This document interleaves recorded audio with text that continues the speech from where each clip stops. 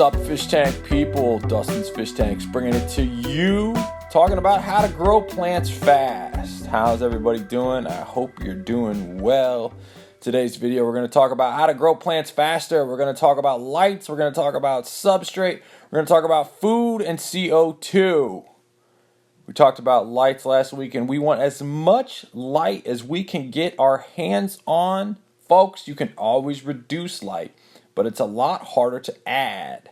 We don't want light to be our limiting factor. I built a greenhouse, not a warehouse.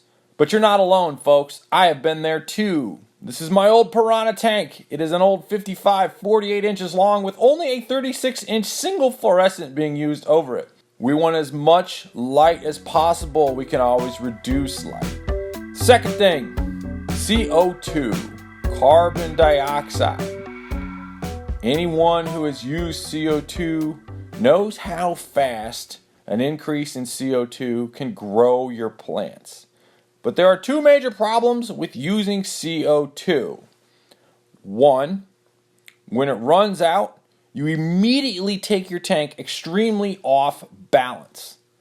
And then number two, too much CO2 will kill your fish.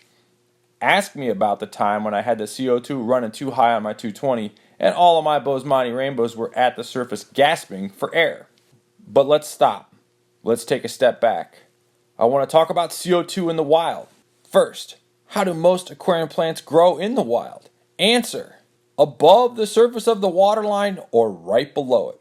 Why? CO2 and light. But I want to talk about herpes for a minute. Duckweed, the herpes of aquarium plants. Why does it grow so fast? First, it floats on the top of the readily available CO2 aquarium. Second, it gets the most unfiltered light from the sun or from your light source.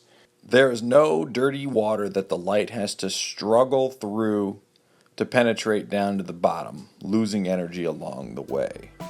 Let's go back to growing plants quickly. What about plant food? This is an Amazon sword, arguably the heaviest root-feeding aquarium plant. This is an Amazon sword growing in Greenhouse 2.0. This is an Amazon sword growing 4 degrees from the equator in Peru in the Amazon. In both instances, they are growing and thriving in good substrate. Dirt, mud, soil, whatever. Plants can't move. They are entirely reliant on the area around them for their nutrients. You and I can go get food. Plants are basically stuck with what they are provided. What is the most consistent thing plants have? It's not the sun up, sun down, one day hot, one day cold environment. Nope, it's below the surface. This is what is constant. In the words of the Beastie Boys, how are we going to kick it? Going to kick it root down. So you want to grow plants faster? Here's 3 steps in this order. 1, figure out how to get the most light possible and the best quality of light to your plants.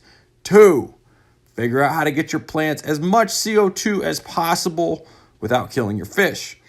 And 3, figure out how to get your plants as much food as possible where they eat as much food as possible. But wait, there's more. Mother Nature does not have a CO2 regulator sitting there providing CO2. So how do all these plants get the CO2? They either A, grow up and out of the water into the CO2-rich atmosphere, or B, they are getting CO2 which is provided from all of the organics breaking down in, on, or below the substrate. Kind of like how a dirted tank gives off CO2. If you like this type of content, make sure you hit that like, subscribe, and share button, or leave us a comment with your comments